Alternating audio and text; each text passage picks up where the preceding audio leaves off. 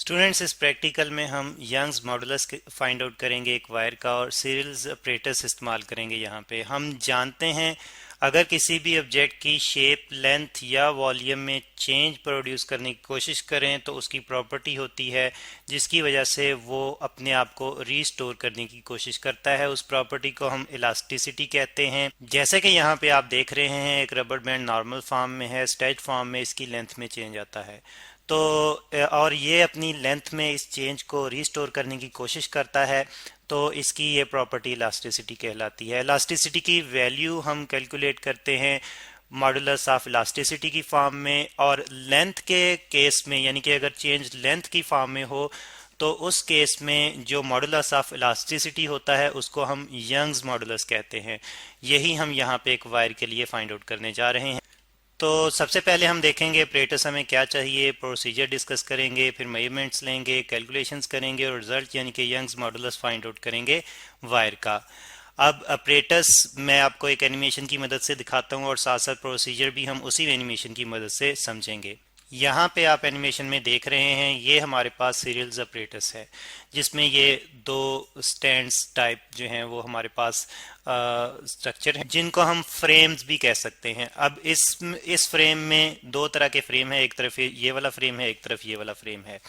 तो इन फ्रेम्स के साथ हम दो एक जैसी वायर यानी कि एक ही मटेरियल से बनी हुई एक ही लेंथ वाली और एक ही डायमीटर वाली वायर जो है वो अटैच करते हैं और वायर्स का एक एक एंड जो है वो ऊपर फिक्स पोर्ट के साथ अटैच कर देते हैं। एक वायर को हम स्टैंडर्ड यानी कि एक्सिलरी वायर के तौर पर यूज करेंगे और दूसरी वायर हमारे पास एक्सपेरिमेंटल वायर होगी। तो हमने अपरेटस डिस्कस करना है। सबसे पहले तो इसमें सीरियल अपरेटस आपके सामने है, एक्सिलरी वायर ये है और इसके साथ इसी तरह की दूसरी वायर जो है हमने इस तरफ ली होगी और ये वाली वायर जो है एक्सपेरिमेंटल वायर कहलाती है। और इसी सीरियल अपरेटस में दरमियान में यहाँ पे एयर बबल होता है, स्प्रिट लेवल के अंदर होता है जिसकी मदद से हम लेवल करते हैं। और इसके साथ साथ सीरियल अपरेटस में यहाँ पे जो है वो स्केल होती है जिसको हम स्फेरोमीटर सिक्रियू कहते हैं। और इस स्फेरोमीटर सिक्रियू में दो तरह की स्केल हैं जिनमें एक पिच स्केल है और दूसरी जो है वो सर्कुलर डिस्क स्केल है। सर्कुलर डिस्क जो है वो मूव करती है तो सिक्रियू जो है वो मूव करता है और इसकी मदद से हम लेवलिंग करते हैं। यहाँ पे हमारे पास स्लॉटेड वेट्स हैं और जो कि ½ kg के हैं। फिर एक टाइप वेट जो है वो डेड वेट है जिसको हम डेड लोड कहेंगे और दूसरा जो लोड है ये स्लॉटेड लोड है हैंगर्स के साथ। और डेड लोड को हम चेंज नहीं करेंगे जबकि स्लॉटेड वेट्स के हैंगर में हम लोड जो है वो बढ़ाएंगे भी और फिर उसको बाद में कम भी करेंगे। और फिर इसके साथ साथ हमारे पास जो है वो एक मीटर स्केल भी है और मीटर स्केल के साथ साथ हमारे पास एक सिक्रियू गेज भी है जो कि यहाँ पे आप देख रहे हैं। तो ये है हमारा अपरेटस। अब सबसे पहले हम डेड लोड को एक्सिलरी वायर वाले फ्रेम में लटकाएंगे जो कि 1 kg का डेड लोड है। तो इसको हमने लटकाया और दूसरी तरफ हम इतना ही लोड जो है वो स्लॉटेड वेट वाले हैंगर के जरिए से लटकाएंगे यानी कि ये भी 1 kg का ही है। अब जब हमने वेट लटका दिए तो स्लॉटेड वेट वाले हैंगर को यानी जो कि एक्सपेरिमेंटल वायर की फ्रेम के साथ अटैच है हमने अभी उसको लोड नहीं करना यानी कि उसमें मज़ीद वेट नहीं डालने, बल्कि उससे पहले हमने ये करना है कि जो हमारे पास एक्सपेरिमेंटल वायर है उसका हम डायमीटर सिक्रियू गेज की मदद से फाइंड आउट करेंगे। और सिक्रियू गेज का सबसे पहले हम इसमें ज़ीरो एरर देख लेंगे तो हमारे पास ज़ीरो एरर जो है वो ज़ीरो ही है यानी कि करेक्शन करने की हमें ज़रूरत नहीं होगी। अब हम डायमीटर फाइंड आउट करेंगे। डायमीटर मेजर करने का तरीका एक अलग से एक्सपेरिमेंट में सिक्रियू गेज के जरिए से हमने डिस्कस किया हुआ है, उसी तरह से हम यहाँ पे वायर का डायमीटर फाइंड आउट करेंगे और उसकी मदद से फिर रेडियस कैलकुलेट करेंगे। आप देख रहे हैं डायमीटर जो है वो 0.2 मिलीमीटर आ रहा है तो रेडियस हमारे पास 2 से डिवाइड करते हुए 0.1 मिलीमीटर आएगा जिसको हमने मीटर में कन्वर्ट कर लिया है। ये वैल्यू हम अपने पास नोट करेंगे और इसके साथ साथ एक्सपेरिमेंटल वायर की लेंथ भी हम मीटर स्केल की मदद से फाइंड आउट करेंगे और उसकी वैल्यू भी नोट करेंगे और ये लेंथ हमारे पास 1 मीटर आ रही है। तो आप देख रहे हैं यहाँ पे मैंने लेंथ को कैपिटल एल से रिप्रेजेंट करते हुए 1 मीटर में लिखा और उसको साथ में कन्वर्ट कर दिया 1000 मिलीमीटर में। रेडियस हमारे पास जो आया है आर से उसको मैंने रिप्रेजेंट किया और 0.1 मिलीमीटर और 0.0001 मीटर में इसको मैंने कन्वर्ट कर दिया है।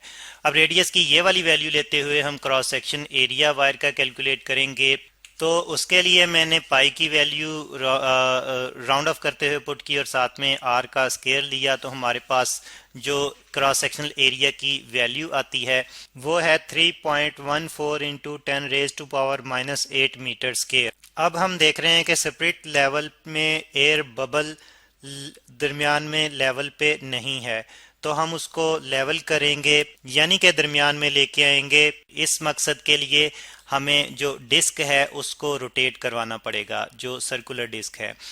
तो यहाँ पे आप देख रहे हैं कि हम जब सर्कुलर डिस्क को रोटेट करवाएंगे ताकि स्पिरिट लेवल जो है वो बैलेंस में आ जाए, तो फिर हम साथ में जो है वो रीडिंग्स भी नोट करेंगे डिस्क की और उसके साथ साथ स्पिरिट पिच स्केल की। तो पिच स्केल पे रीडिंग जो है वो ये रेड लाइन शो कर रही है हॉरिजॉन्टली, जो 0 आ रही है, जबकि डिस्क पे जो सर्कुलर रीडिंग आ रही है वो 40 के बाद 41 और उससे आगे जो ये वाली रेड लाइन वर्टिकल है ये 42 पे मैच कर रही है डिस्क को। इसका मतलब ये है कि पिच स्केल सर्कुलर स्केल को 42 पे मैच कर रही है। तो इन दो रीडिंग्स जो कि पिच स्केल पे हैं हमारे पास और इसके साथ साथ सर्कुलर डिस्क पे, इनकी मदद से हम यहाँ पे जो है वो चेक करेंगे कि हमने बैलेंसिंग जो है वो कितनी वैल्यू में की है।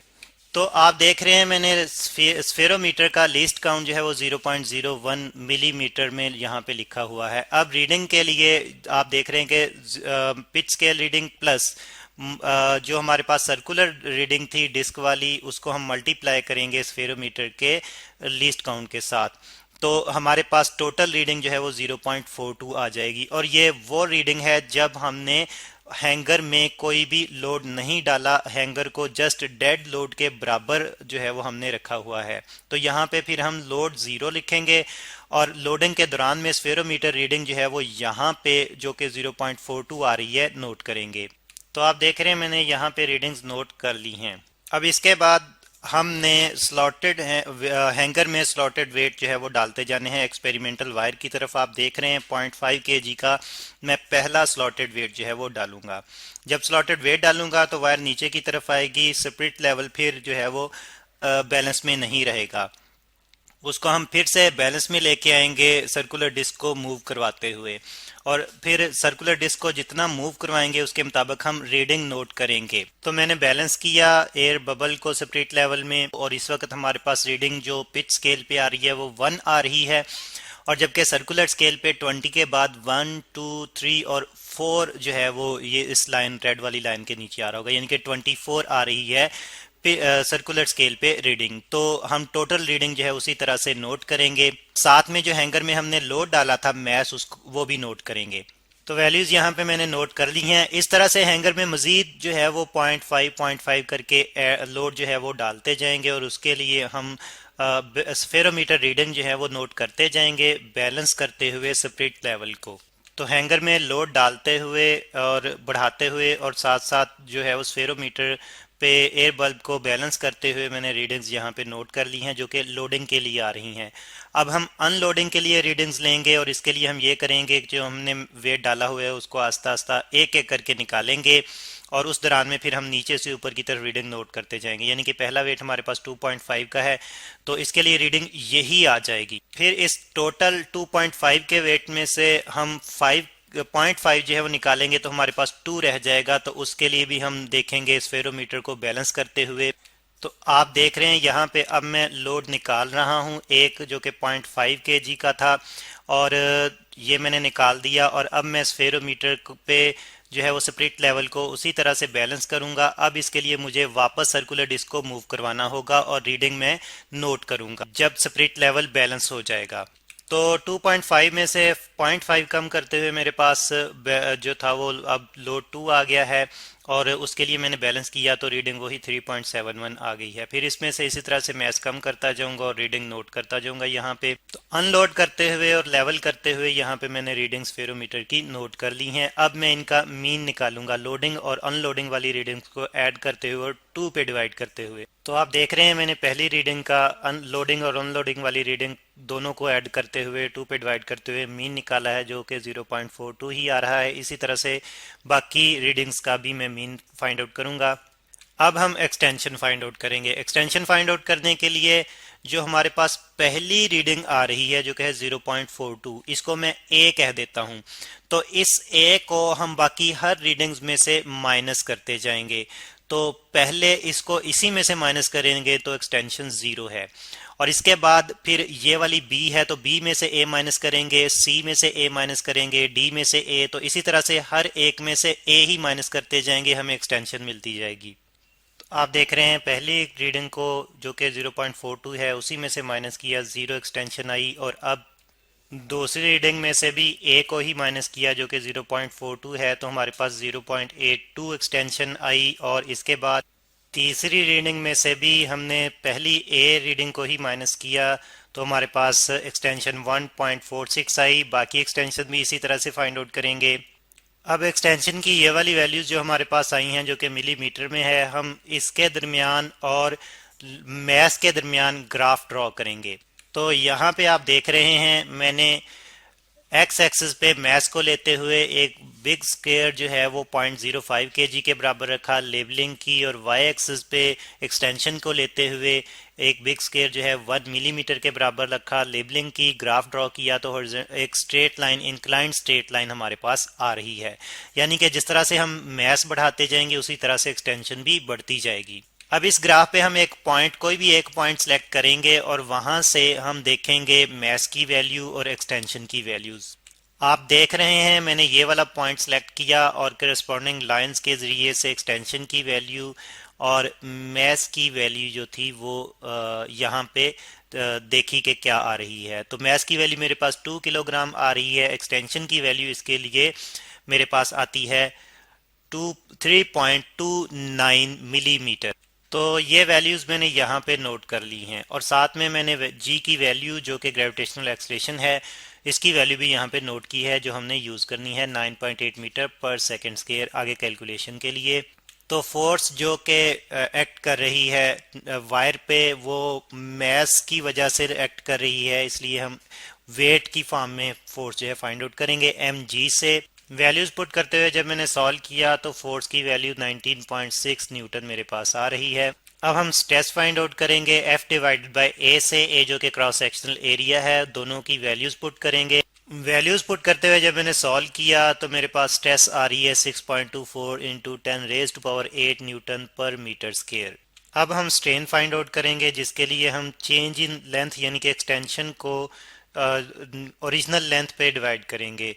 एक्सटेंशन हमारे पास ये वाली हम यूज करेंगे वैल्यू, और जो हमारे पास ओरिजिनल लेंथ थी वो 1000 मिलीमीटर थी। सॉल्व किया तो मेरे पास 10 की वैल्यू आती है 3.29 10⁻⁻³ इसके कोई यूनिट नहीं, क्योंकि आप देख रहे हैं यहाँ पे मिलीमीटर से कैंसिल आउट हो जाएंगे, इसलिए हमने ओरिजिनल लेंथ को मिलीमीटर्स में कन्वर्ट कर लिया था, क्योंकि एक्सटेंशन भी हमारे पास मिलीमीटर्स में आती है जिसका पता हमें स्फेरोमीटर की स्केल से चलता है।